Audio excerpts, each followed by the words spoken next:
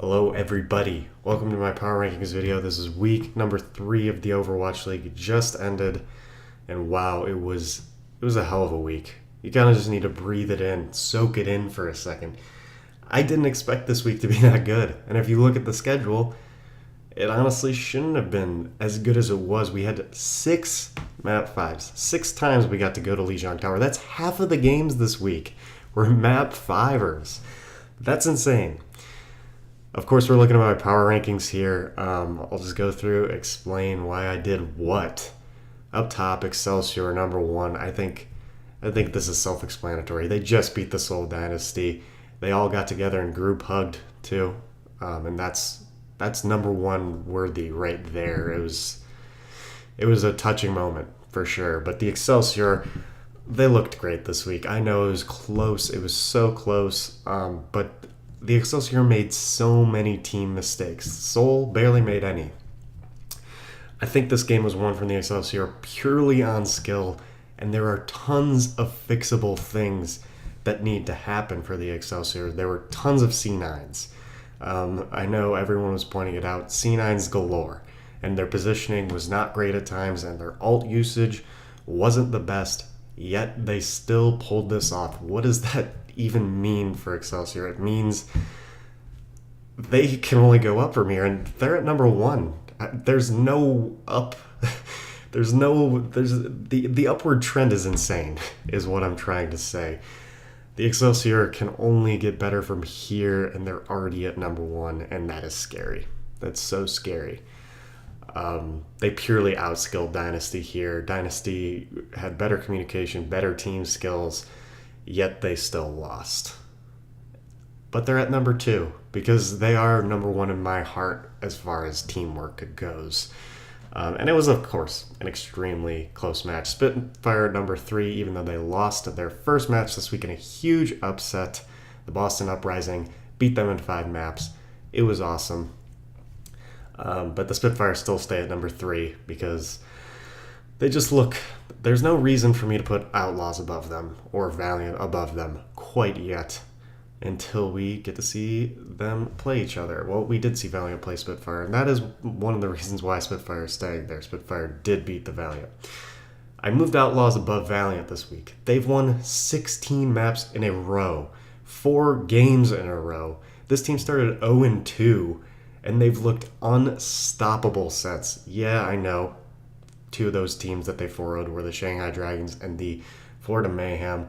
But they 4-0'd the Dallas Fuel, who has rarely given up 4-0. They usually take one map against anybody, or at least tie a map against everybody they've played. The only team that they have gotten 4-0'd by is actually the Houston Outlaws.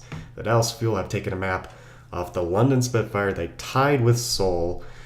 The Dallas Fuel have not been 4-0'd by any other team. I still think it's impressive that Houston managed to 4-0 them.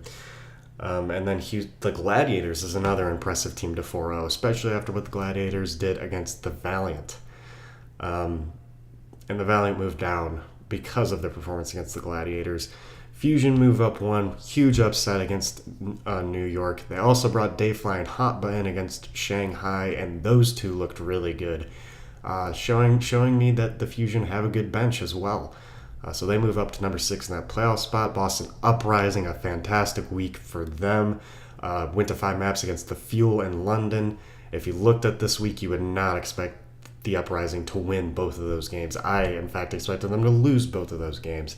Uprising, huge points in my book. Fuel are slowly dropping down each week. They dropped down 2 this week. They're 1-5. They won their first match against a shock team I think is terrible. And then they lost against Uprising, who is really good.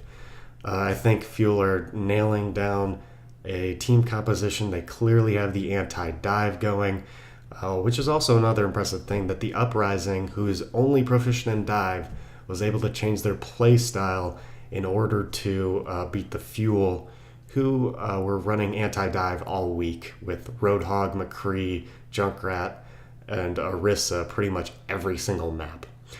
The Fuel, they're setting down a lineup. They're clearly strategizing. They're figuring things out. Gladiators, super inconsistent. I have to put them at number 9, even though they're a close match against the Valiant. They're just inconsistent at this point. And then, of course, we round out with Shock, Mayhem, Dragons. No changes there. Dragons almost topped over Mayhem. They took Philly to 5 maps, and they took a map off Seoul. This team is looking better, and Undead and Dia are insane. The Shock, super inconsistent. Baby Bay reverted back to his old self this week. He's the DPS that's taking 1v1s rather than avoiding them, and that is not good. The Mayhem are still the best team at Dorado. That's all I have for them, and I guess they're really good at dancing. That's pretty much it for the Mayhem. They'll get some pickups here soon enough. Those are my power rankings for this week.